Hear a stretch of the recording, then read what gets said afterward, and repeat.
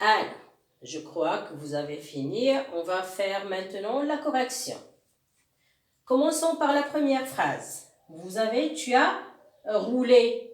Donc, est-ce que je vais mettre ER ou bien E accent?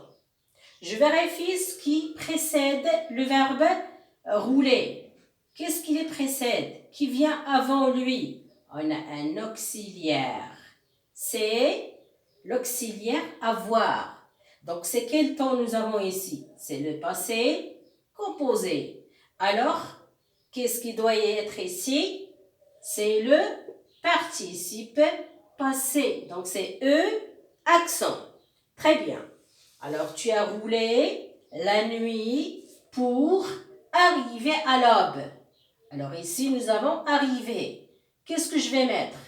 ER ou bien E accent? Qu'est-ce que je dois faire? Je dois vérifier ce qui précède ce verbe-là. Alors, on a pour. Et tout à l'heure, on a dit que pour, c'est une préposition. Et le verbe qui suit toujours une préposition, il se met à l'infinitif. Donc, où est l'infinitif? C'est ER. Donc, pour arriver à l'aube. C'est bon, les enfants? Passons à la deuxième phrase. Mon grand-père sait raconter. Alors là, je vais vous dire autre chose. Ici, on a le verbe raconter. Mais qu'est-ce qui précède le verbe raconter? C'est. Est-ce une préposition? Bien sûr que non. Est-ce un auxiliaire?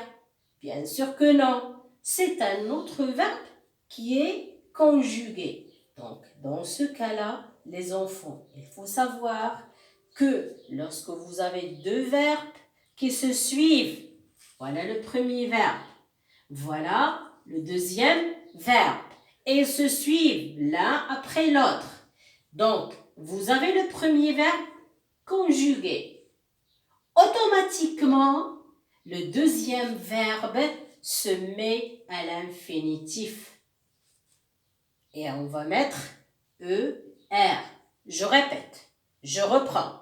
Lorsque vous avez, les enfants, deux verbes qui se suivent l'un après l'autre et se suivent le premier verbe, le deuxième verbe. Alors le premier, il est conjugué bien sûr. Donc le deuxième automatiquement se met à l'infinitif. Deux verbes qui se suivent, premier conjugué, deuxième à l'infinitif. Alors, mon grand-père sait raconter les histoires. Passons à la dernière phrase. Il a appris à bouger ses mains.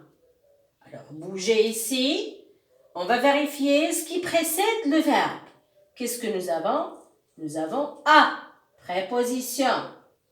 Donc, lorsqu'on a la préposition, il faut mettre l'infinitif. C'est avec ER.